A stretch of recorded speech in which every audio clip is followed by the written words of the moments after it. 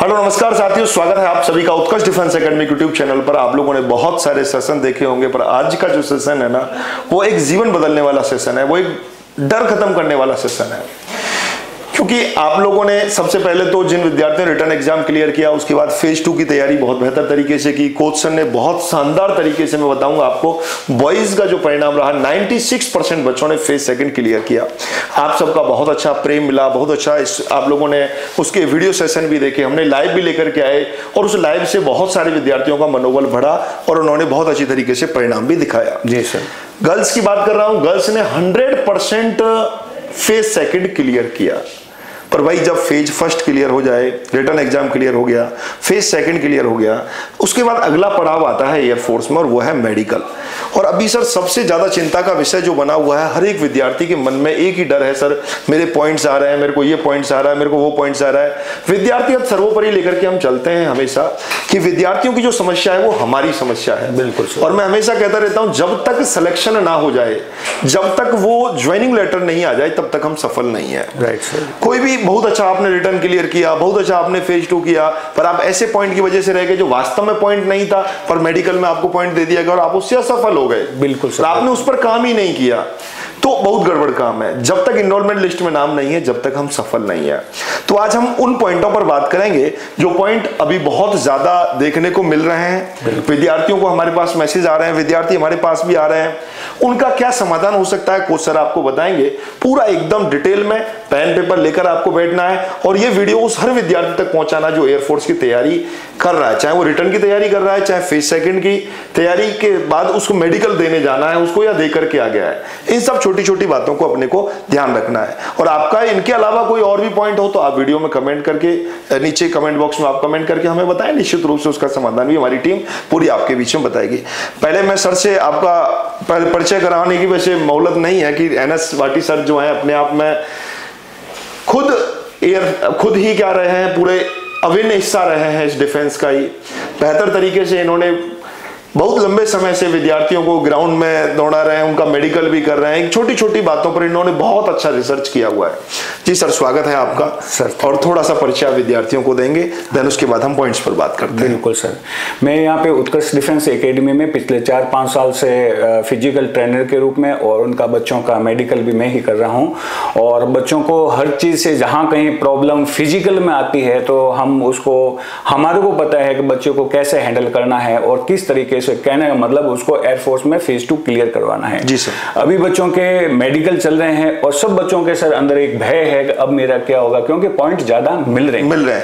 इस बार sir point ज्यादा देखने को मिल रहे हैं, इतना पॉइंट पिछली बार नहीं था, उसका थोड़ा सा रेशो बढ़ा है इस बार। बिल्कुल सर, बिल्कुल सर। एक्चुअल होता क्या है कि जब आप मेडिकल के लिए जाते हैं, तो मैंने बच्चों को पहले ही बताया था कि आप मेडिकल के लिए जाते हो तो सबसे पहले जैसे एक रेशियो लेते हैं 100% बच्चों का। अब 100 में से 70 बच्चों को सर मेडिकल में पॉइंट देते हैं, और पॉइंट है देते हैं वो वाजिब पॉइंट है। वाजिब पॉइंट का मतलब मैं ये बता रहा हूं आपको कि 100% में 70 में बच्चों को जैसे पॉइंट मिले। अब 70 में से क्या होता है कि जैसे जो मेडिकल रहे, एयरफोर्स ऑफिसर रहे, जो फ्लाइट लेफ्टिनेंट ऑफिसर होते हैं, वो जैसे मेडिकल रहे, तो वो एक एक छोटी सी छोटी चीज को बारीकी से लेते हैं, क्योंकि वो अपने ऊपर नहीं लेना चाहते। सबसे मेन बात यही है कि वो कोई भी ऑफिसर है वो अपने ऊपर नहीं लेना चाहते, वो छोटी सी छोटी चीज को अपने से सीनियर के सामने पेश कर देते हैं। जैसे मिलिट्री हॉस्पिटल में रेफर कर देते हैं कि ये भाई मेरे के समझ से बाहर है और आप इसका समाधान करें। अब जैसे किसी के एक बच्चे का आया था, जैसे उसके पैर में आज से 4 महीने पहले लगी थी और एक स्टिचिंग उसकी थी, पैर में 4 टांके थे। अब वो पॉइंट उस बच्चे को मिला है, तो वो बच्चा मेरे हिसाब से अनफिट नहीं होना चाहिए, लेकिन जो सर ने पॉइंट दिया वो वाजिब पॉइंट है, क्योंकि उनको लगा ये पॉइंट देने को अपने से सीनियर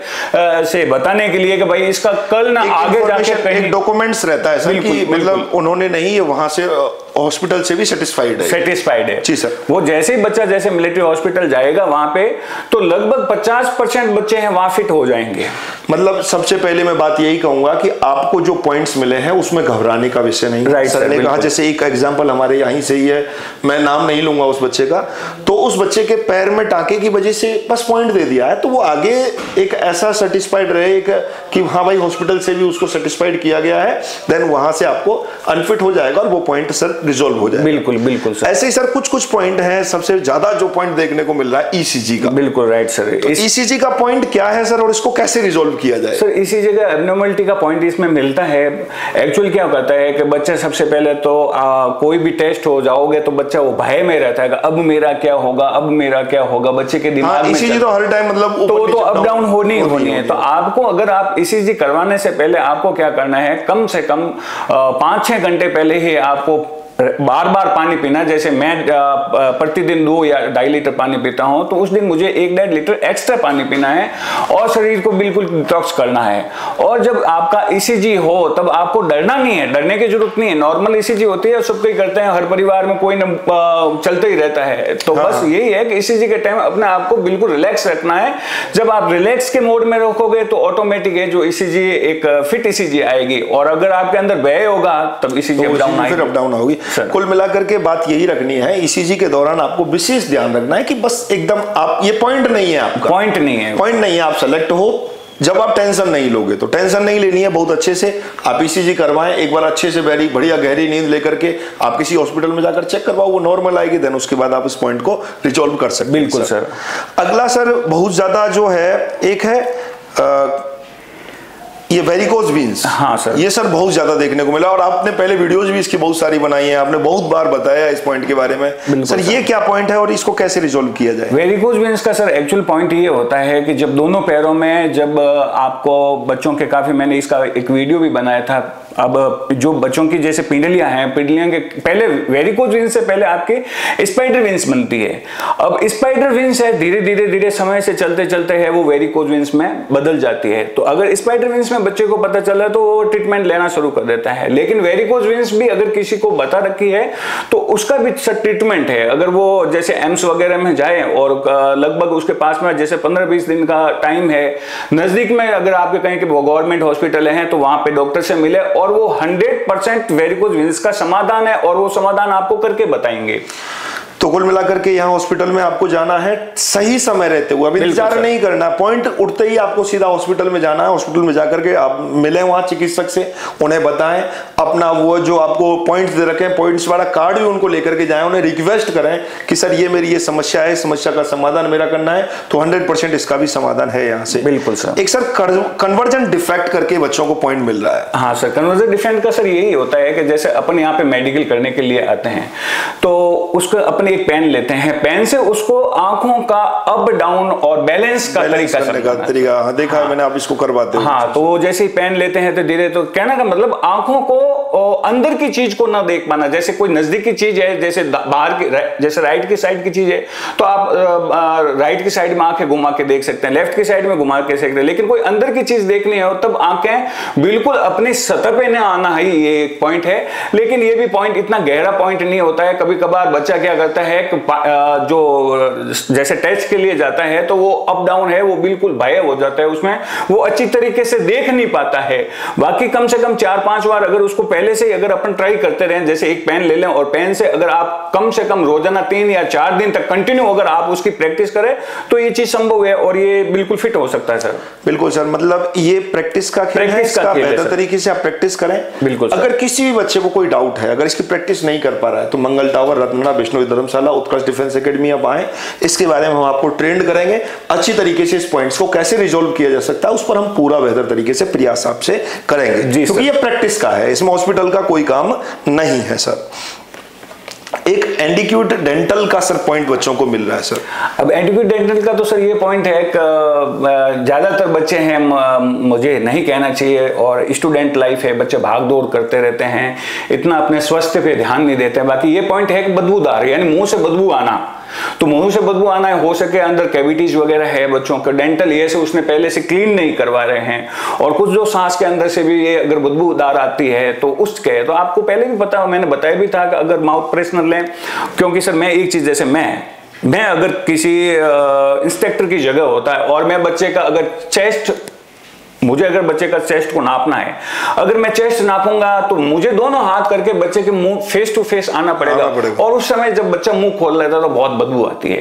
तो इस कारण आपके मुंह में बदबू आना, कैविटीज के बदबू का कारण ये चीजें होती है। तो आपने दांतों की साफ सफाई रखें और ये पॉइंट पे अगर थोड़ा सा आप 2-3 दिन ध्यान दें तो ये पॉइंट कर जाता, कोई बहुत बड़ी बात नहीं है। और लेकिन काफी बच्चों को ये पॉइंट मिला है, तो आप भी इस पॉइंट ये पॉइंट का तो रीजन ये हो सकता है बच्चा बहुत दूर गांव से जा रहा है, बिल्कुल, और उसका जब जैसे मेडिकल कराता तो उस दिन वो ब्रुश भी नहीं कर पाता होगा, हो सकता है कि बहुत सफाई का विषय ध्यान नहीं रख पाया। हाँ। सुबह जल्दी जग करके कई बच्चे लोग 4 बजे ही आ गए, 4 बजे जाकर के बैठ जाते हैं। बिल्कुल, तो मतलब इसमें तो ये बच्चे का खुद का थोड़ा सा ध्यान रखेंगे आप तो आराम से कर सकते हैं। बिल्कुल सर, किसी डॉक्टर से भी आप इसकी सलाह ले लें, डॉक्टर भी आपको बहुत अच्छी तरीके से डेंटल के बारे में कोई बहुत अच्छा माउथ फ्रेशनर वगैरह आपको बता देगा तो काम हो जाएगा सर। कट जाता है सर, ये पॉइंट है जो नॉर्मल पॉइंट है। अगर आप अपने थोड़ा सा ध्यान वगैरह लेकर के किसी डॉक्टर से, डेंटल डॉक्टर से आप मिले, इसमें दांतों की एक बार सफाई भी करवाएं, कैविटी वगैरह है उसको एकदम प्रॉपर वे में करें तो डेंटल वाला तो पॉइंट एकदम 100% क्लियर हो जाता है, तो कोई दिक्कत ही नहीं है। तो तुरंत ही सर, बिल्कुल सर। आंख वाले में फिर भी टाइम लगता है, दांत वाले में तो बिल्कुल टाइम ही नहीं लगता सर। एक दिन जाओ आप आराम से, बहुत अच्छा डॉक्टर आपको देखना है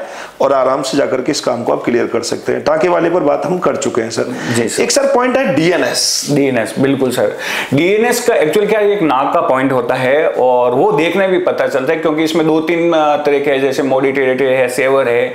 एक्चुअल नाक में अभी जैसे सर मौसम क्या हो रहा है, चेंज हो रहा है, आपको खुद को ही पता है, सब लोगों को ही पता है। तो मैं आपको देसी भाषा में जैसे इस चीज को बताना चाहता हूं, जैसे मौसम चेंज हो रहा है तो ज्यादातर बच्चों को क्या जुकाम है। अब जुकाम है तो जुकाम के कारण जो सेवर का जो नाक के अंदर इतना सा एक बड़ा सूम टाइप होता है वो क्या फूल जाता है सर। वो फूलने पे वो बाहर की साइड में निकल जाता है, तब उसको हम मॉडरेटेड पॉइंट उसको देते हैं। तो उसके कारण, इसके कारण बच्चों को ज्यादातर पॉइंट मिला है। और ये भी पॉइंट कोई गहरा पॉइंट नहीं है जो आगे जाके एयरफोर्स वालों को प्रॉब्लम कर सके या डिफेक्ट कर सके।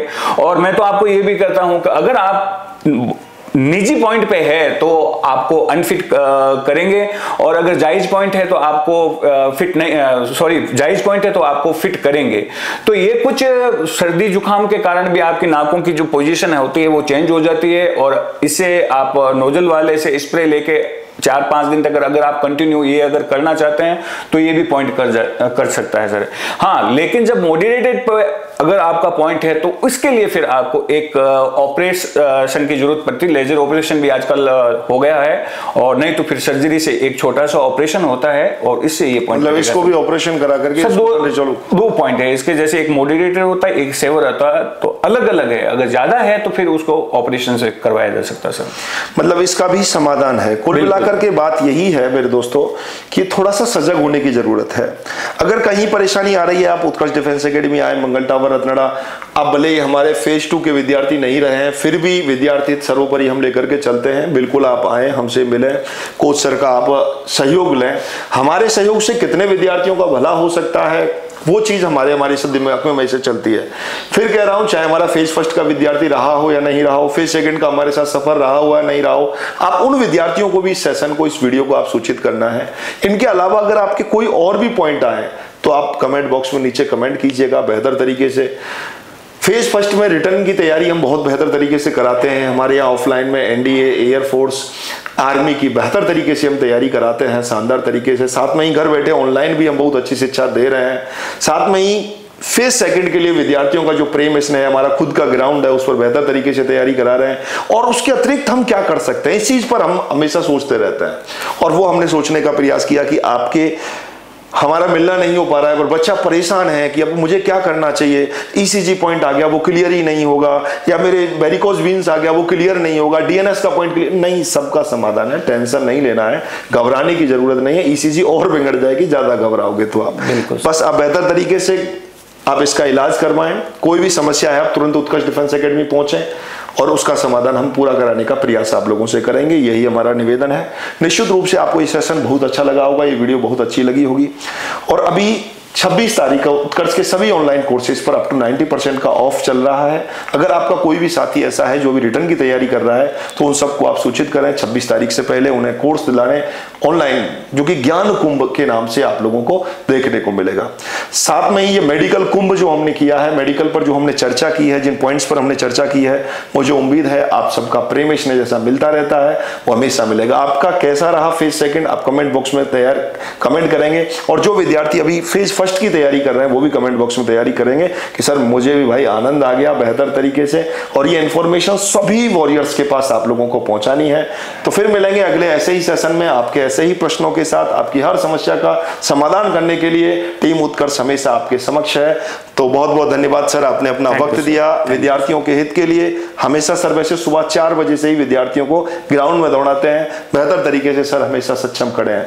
तो नरेंद्र सर के लिए एक बार आप सब लोग भी थैंक यू, धन्यवाद ज्ञापित करेंगे कमेंट बॉक्स में। मुझ सभी के कमेंट को व्यक्तिगत रूप से मैं और नरेंद्र सर पढ़ने वाले हैं, क्योंकि आपकी समस्या भी हमें जाननी है। और सब दिल से एक बार सर के लिए थैंक यू, जय हिंद का जयकार आप जरूर लगाएंगे। फिर मिलेंगे, तब तक के लिए जय हिंद, जय भारत।